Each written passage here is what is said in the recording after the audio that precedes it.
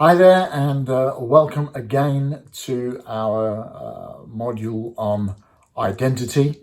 And if you've been watching the videos, we're up to, I think this is video 9, and we are starting to hit the stage now where, having talked about value and some of the important things about cognizance, understanding, and getting to grips with some of the information, and not allowing ourselves to be kind of blocked off by our past kind of shaping and all that kind of thing. We moved into some conversation about the church, the importance of the church, that actually, if we are to fully grasp our identity and sense of it, that the best place to do that is the church, because the church is where we will best experience the presence of God and the Word of God to help shape our lives and give a better and stronger context to our sense of self.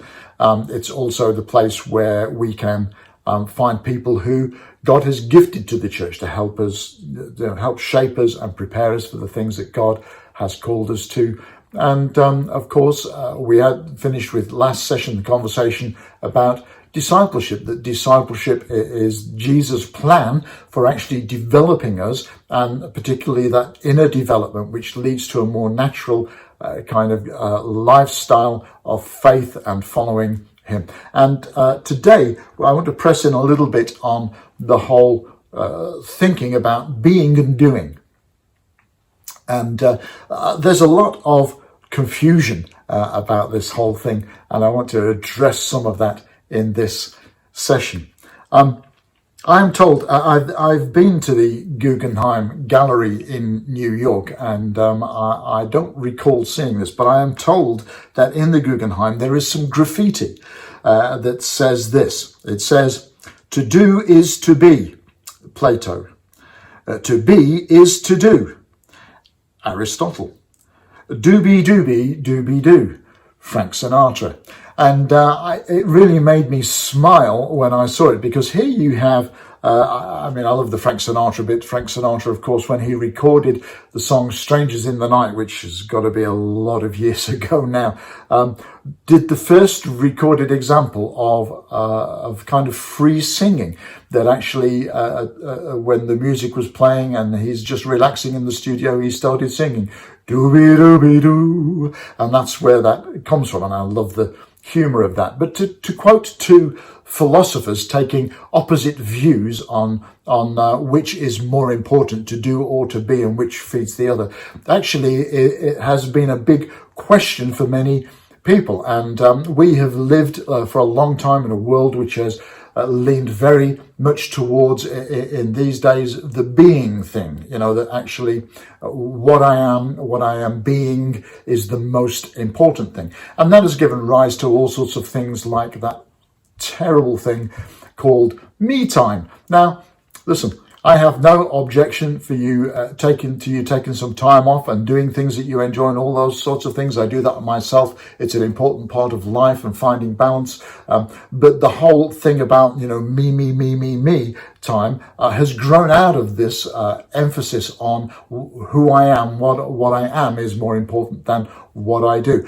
Others, of course, have leaned the other way and have wanted to say that actually what we do is more important than who we are. That actually you can go and be whatever you want to be, wherever you want to be it, but actually what's more important is that we do something in the world that makes a difference. And so what we do is more important than who we are. And I've read lots of books and messages and heard lots of sermons on these things that really, just as I've listened, have left me more confused if I'm to take on board what is being said. And what I want to present to you in this session is a more reasoned thinking about this whole thing. Now, the first thing that I want to do is this.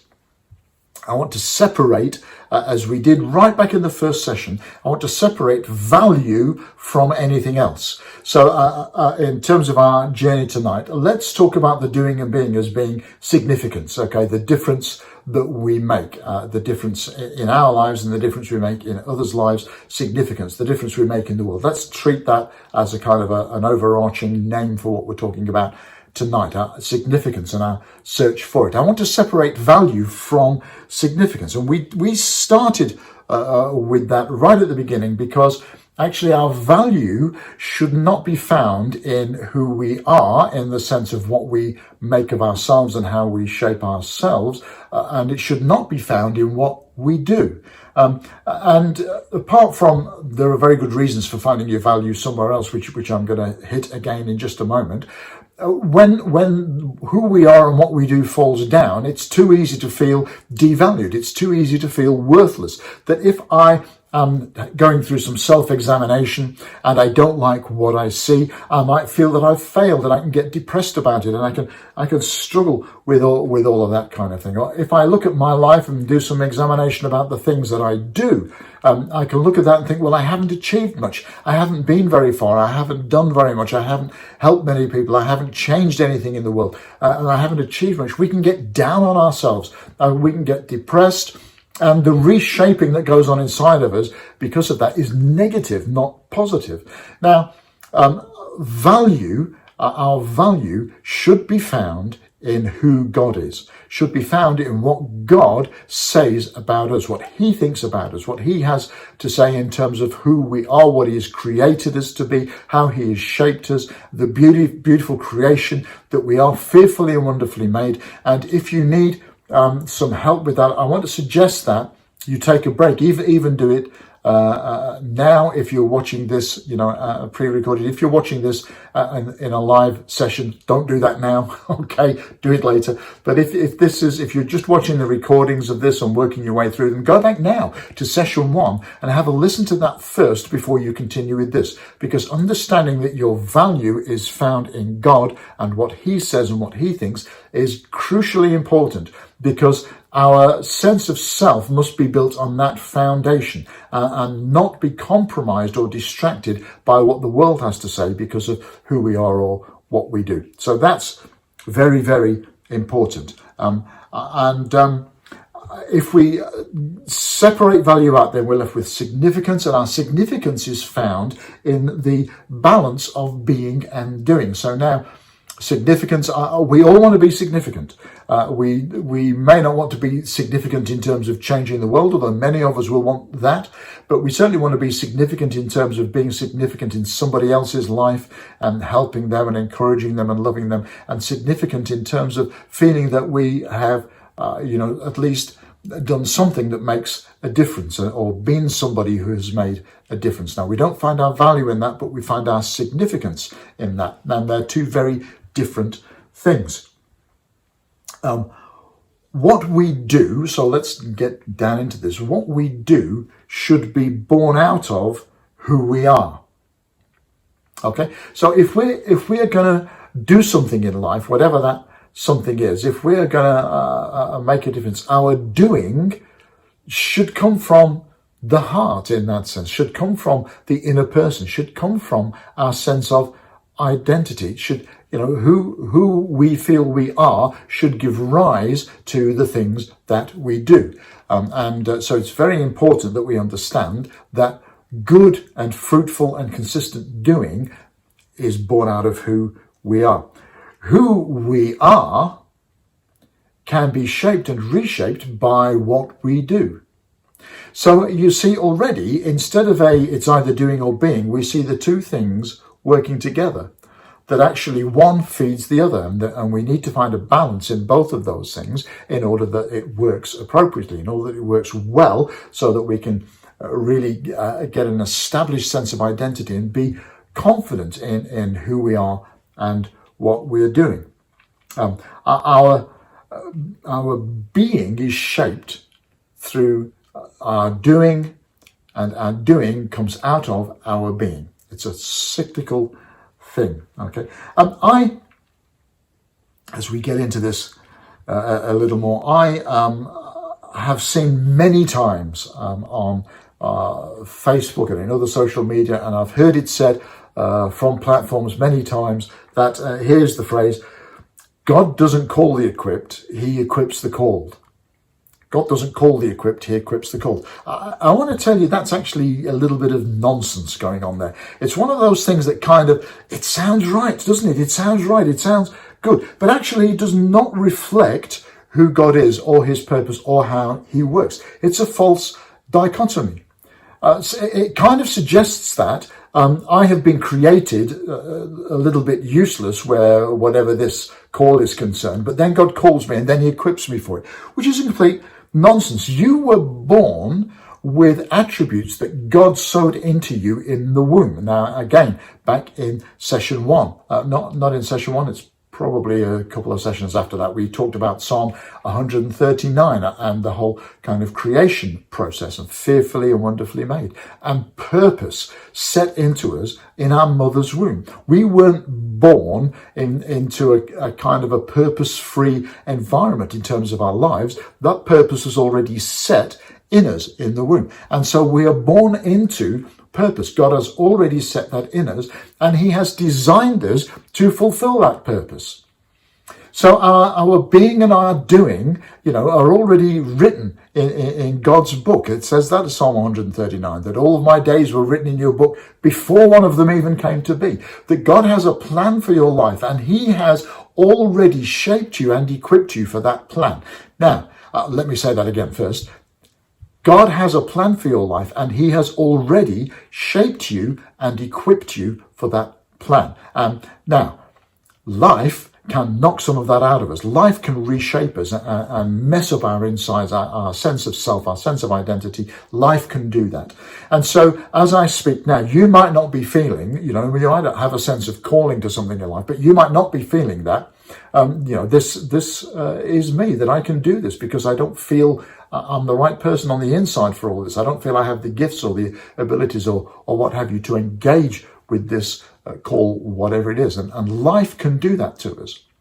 But if what you're feeling is a genuine call from God, then somewhere inside yourself, even though you've been knocked about a bit by life, is all of the shaping that is needed to make that a reality and to give you fruitfulness in that call. So I really don't believe that God,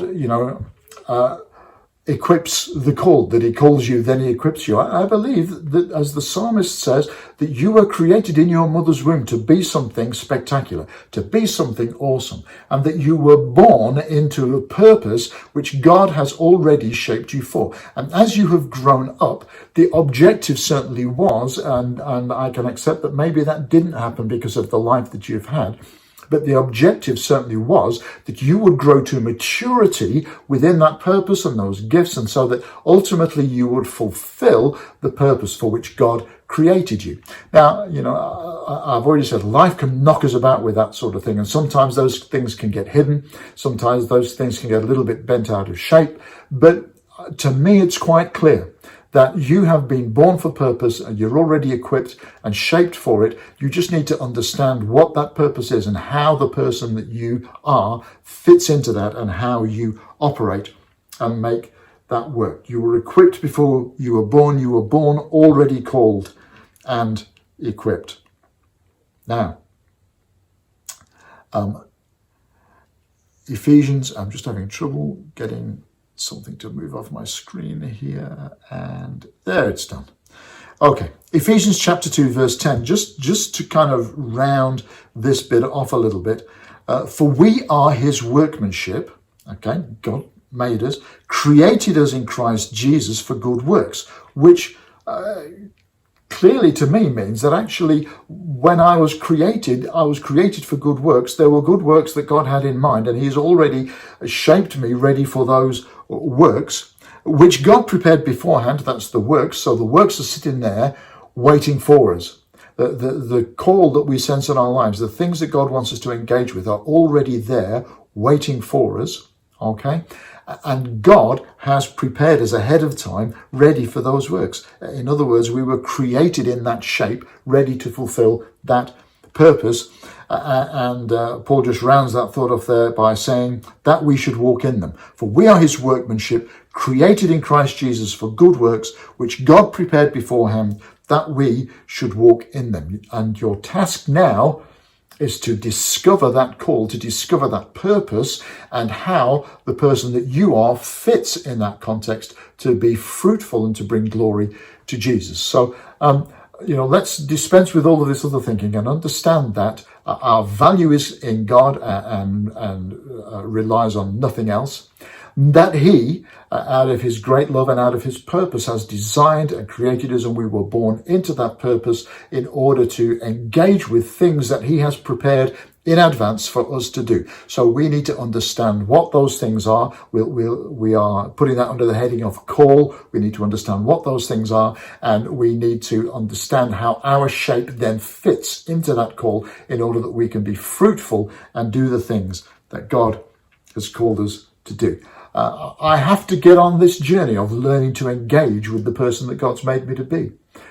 Learning to engage with the gifts that God has given me. And, there will undoubtedly be gifts there that you have never tapped into, never used, never seen emerge in your life, that as you pursue the things that God has put in front of you, the things that he's prepared for you to do, as you pursue those things, that those gifts undoubtedly will emerge alongside the things that you do know. And you probably need to do a little bit of work to bring them to maturity. Now, let's just focus for a moment on the power of doing. And for the Christian, the primary route to inner change is discipleship. We talked about that last week. It's the things that we do. Okay? And my inner person is reshaped by the Holy Spirit as I consistently do the right things. That's the whole point of discipleship. So as I engage consistently in serving God and in doing the things that he's called me to do, that shapes my life. Now, it's probably easy to think of these things in terms of sports and athletes and that kind of thing, because it's a good kind of physical example of the way this works spiritually. That many people will have done this. I think it's called the Couch to 5K challenge, that actually from no exercise at all, you work your way up bit by bit to actually running 5 kilometers. And, I think I could probably walk 5 kilometers. I'm not sure that I could run it. So God bless those of you that have managed to do stuff like that. But the whole principle of that and in the athleticism, element of that is that you consistently do something so that you build capacity for it. In other words, that as you start with that first little walk or jog or whatever, you start right there to build the muscle and the stamina that you need to run the 5K. Now, you're not ready to run 5K yet, but if you keep doing that consistently and building consistently on that, at some point you're going to be fit enough and your muscles are going to be strong enough to run the 5K. I remember when I was young and a cyclist, I remember my coach very well speaking into what I was doing all the time. And he would give me instructions as to things that I needed to do, which maybe at the time didn't make as much sense as they made later. But things that I needed to do in order to develop the muscles and the stamina and the skills that were needed to become a good racing cyclist. Now, it takes time for those things to set in.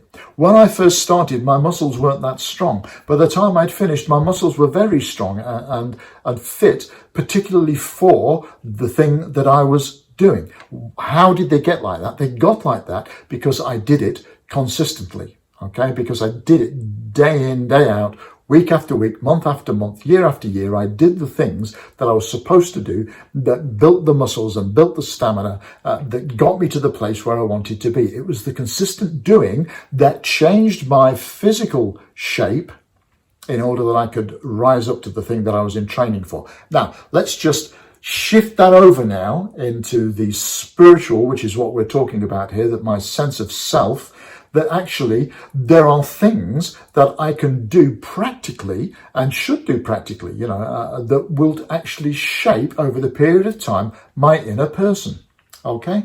That if I, for instance, if I every morning when I get up, if I discipline myself to give thanks to God for his goodness in my life, if I do that every morning, if I do something that reminds me and I make a point of doing it, and every day I do that, then it starts to change something in me. If I then add into that, as I get that going, if I then add into that doing the same thing at lunchtime, when I stop to eat my lunch, I stop for a moment and I show gratitude to God, and I remind myself of all the great things that he's done for me, and I'm grateful for them. That then starts to build another layer on top of that. And then if I do that again at dinner time in the evening, it then adds another layer. And if I do that before I go to bed, it adds another layer. And you can see, how that would build. And over a period of time, that would become less a discipline and more just an act that comes out of who I am. Because the consistent ongoing doing of it has shaped something inside me that has actually made me a more grateful and probably a more gracious person. That as I've shown that gratitude and engaged with that process, something has changed inside of me, and the whole thing now it's become a part of me. It becomes much more natural, okay, and it draws out of me that kind of God part of me, that image of God in me that is gracious, and gratitude flows as a part of that. So you can see how that works, that the disciplined and persistent doing, consistently doing the right things, changes our inner person into something bigger and stronger and better. And that should then give rise to doing. Okay, that actually, if that is what I am becoming on the inside because of what I've been practicing on the outside, I should then become a more grateful person and should express gratitude more freely and more regularly and to more people and for more things that actually should grow in me. So that's just one example of how this thing works. Let me read you a couple of things here. So this is important. There is an acknowledged disorder known as cognitive dissonance. It refers to the stress caused when you think one thing but do something different. This can cause all sorts of inner conflict and lead to feelings of disappointment and depression. So actually, if that process gets blocked for any reason, and some of you will relate to this immediately, if we are unable to follow that process through because of the way we think, or because of the things that are imposed on us, or because we just can't break through for whatever reason, it can make us depressed. It can undermine our lives quite considerably. Cognitive dissonance means that we think something, but we don't actually live it out. And this whole process of discipleship requires us to be disciplined and consistent and keep doing it and keep pressing through, knowing that it's the right thing, and keep focused on that in order that it does its work in us. And instead of the depression, we find strength. Instead of being undermined, we find ourselves on a solid foundation that helps us to keep moving forward and pressing on. I think that we have talked about this in a previous session, that being critical of our environment is very important, that actually we need to make sure that we put ourselves in the right place to grow. So one of the things that would cause cognitive dissonance is that we believe something is right to do, but we continually live in a place where that doesn't happen and where other people wouldn't agree. That's again one of the reasons that we should be in church, because the church is there to help us with all of this, to help us in that discipleship process to become what God has called us to be. Church is there to help us to keep moving in the right direction alongside people who agree with the thing that we're working on and are also working on that themselves. So we're in this together, we're working together, and it promotes the good behavior in us. Whereas, maybe if we're trying to do this down the pub, maybe that isn't helping us. And I'm not saying don't go down the pub, but I'm saying you stand a better chance of growing being in the church, and then when you're strong in it, you can take that down the pub and help change some of their lives. It's important that we find ourselves, that we plant ourselves in the right environment in order for these things to continue to move and to grow. Let me read you something here, actually, which is quite insightful, and this really gave me cause for a lot of thinking. Jocelyn Cesari of the Barclay Center in the States makes the following observation about radicalization. Now, the Barclay Center have done a lot of work on radicalization. They're looking at how people get radicalized, what are the key elements of that, how does that work? And if you're anything like I was, you would naturally think that the big thing there is faith, that I have this overwhelming belief that this cause is right, and therefore, I will give everything to this cause, and that it's a faith thing. But listen to this. This is something that Jocelyn wrote. It is important to bear in mind that religion is not only a belief, but also belonging and behaving. That is why de-radicalization programs that focus on changing beliefs are usually not successful. Most radical groups do not focus on belief, but rather tend to accentuate the belonging and behaving dimensions of religion. So here, in another context, we find exactly the same argument that I've just been making, that actually faith is important, but faith initially is probably not top of the list, that actually belonging and behaving can actually lead to faith and build faith as we go along the journey. Belonging, because we need to be in an environment where we feel we are part of it, where we feel we belong, where we feel we're part of the family, where we feel this is us, here is the bit where my piece of the jigsaw fits. This belonging, feeling at home, feeling secure, feeling loved and wanted and cared for. Belonging, very, very important. Then behaving, that actually if we're feeling the belonging bit, if that really is there and we've got that foundation, the behaving bit comes much more naturally, because we will start to behave like the people that we belong with. We will start to behave like the people who we're spending our time with, and the people that we're listening to, and the people that we're observing, those around us, those who get close to us. That whole belonging aspect kind of kicks into gear, that we now start behaving the same way as the people that we belong with, and that helps to shape something inside of us as well. And then, of course, on top of that, the believing, that as we make that journey, we're asking questions, and we're understanding, and we're getting revelation, and we're getting into things much, much more, and we come to a greater place of faith and revelation and understanding, that helps us even more to get a better sense of self, a better shape, a better inner shape, that will propel us forward into the things that God has for us. So you can see that where we do this and who we do this with is very important when it comes to building the inner person and moving us in the right direction. The dynamic that happens here through all this is something which we call a paradigm shift. Okay, and this is very important as well, because a paradigm is our view of life, the world, the universe, whatever else. It's how we make sense of things. It's how we perceive things to be. And actually, a paradigm is something very, very strong in us. So my sense of what's right and wrong will come from my paradigm. My sense of who I should love and who I should hate will come from my paradigm. My sense of how I should behave, and how the sort of language that I should use, and the way I should conduct myself will all come out of my paradigm.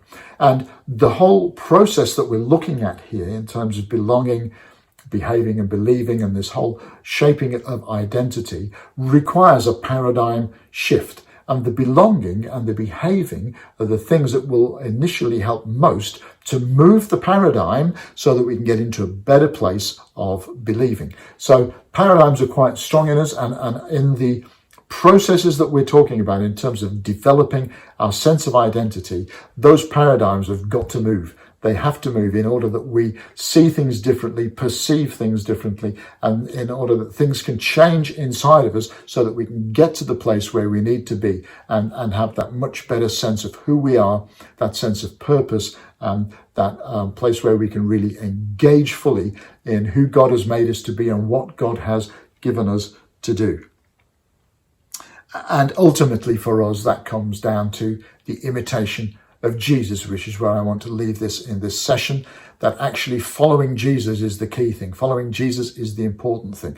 Following Jesus, he is our example, he is our guide, and he is the one who helps us through this, so that the objective being to become more and more like him. Because the more we become like him, the more we will understand ourselves and have a better sense of self, and the better we will be able to engage in the purpose that he has built us for, the ministry that he has called us to, whatever that looks like.